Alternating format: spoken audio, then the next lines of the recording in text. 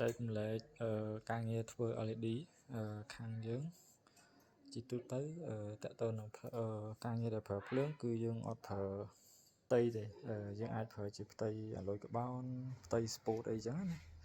ប៉ុន្តែខាងយើងអត់ធ្វើចឹងទេយើងធ្វើប្រភេទជាប្រើខ្សែលួសធ្វើជាផ្ទៃជាខ្សែលួសចឹងទៅទី1យើងកាត់បន្ថយចំណាយយើងអត់សូវចំណាយច្រើនយើងកាត់បន្ថយឲ្យភ្ញៀវដែរហើយសួរថាបើចង់កេងចំណេញមិនមែនកេងចំណេញទេនៅពេលដែលយើងកាត់បន្ថយចំណាយបែបហ្នឹងគឺយើងគិតឲ្យភ្ញៀវធូរថ្លៃដូចគ្នាចឹងណាហើយទី2វាស្រាំយើងវាកាត់ថយទម្ងន់ចឹងយើងវាអត់សូវធ្ងន់ទេបើទោះតែផ្លាកធំឬក៏ទូចក៏ដោយយើងព្យាយាមកាត់បន្ថយទៅពេលខ្លះយើងបានចំណេញខ្លះដែរហើយបើនិយាយពីគុណភាពល្អដូចគ្នាអាចនិយាយថាល្អដូចគ្នាវាអត់មានបញ្ហាទេវារឹងដូចយើងធ្វើផ្ទៃអញ្ចឹងផ្ទៃអាចមានទុនយើងប្រើជាផ្ទៃយើងបិទយើងប្រើដែកឡើងនេះហើយយើងបិទផ្ទៃទាំងមូលអញ្ចឹងនៅពេលដែលនេះវាអាចទុនកដាចេះអញ្ចឹង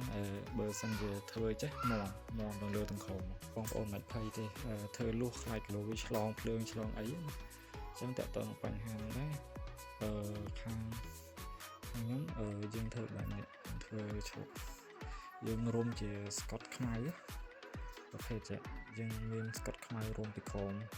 ចំកន្លែងលុះនិយាយទៅគ្រប់កន្លែងលុះទាំងអស់គឺយើងរុំបែបហ្នឹងអញ្ចឹងផ្ទៃទាំងអស់យើងរុំយើងចែកកាឡារួចយើងចង់បានកម្រិតប្រមាណហូនណាទឹកហ្នឹងយើងចែកកាឡារួចយើងរុំស្កុតតាមជើងកន្លែងដែលប៉ះលុះហ្នឹងអញ្ចឹងតើតើនឹងភ្លើង LED មកជុំទាំងអស់ហ្នឹងគឺអត់មានប៉ះលុះទេគឺយើងរុំស្កុតបាំងយើងរុំស្កុតនៅជុំវិញលុះហ្នឹងដើម្បីបាំងកុំឲ្យវាប៉ះទៅក្នុងលុះវាជៀសវាងយើងឆ្លងភ្លើងឆ្លងអីផ្សេងៗអញ្ចឹងណាហើយតើទៅនឹងដំយើងអាចពេលខ្លះយើងអាចលាក់នៅខាងក្នុងប្រអប់ទាំងមូលយើងអាចលាក់ក្នុងនោះតែដោយសារតែនេះយើងហេភ្លើងវាពេញអញ្ចឹងយើងឲ្យដំវាធំយើងដាក់ធំជូនភ្ញៀវអញ្ចឹងទៅយើងលាក់អត់កើតអញ្ចឹង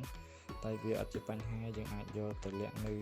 កន្លែងតឡើងជាក់ស្ដែងបានអញ្ចឹងដំនៅក្រៅក៏វាមួយយ៉ាងដែរវាធូរទាំងថាបើសិនជាយើងមានបញ្ហាភ្លើងអីណាមួយកើតឡើងយើងអាចឆែកនៅខាងក្រៅបានយើងអត់ចាំបាច់ត្រូវគាស់ផ្លាកអីផ្សេងទេតើតើការងារដែរនេះទេ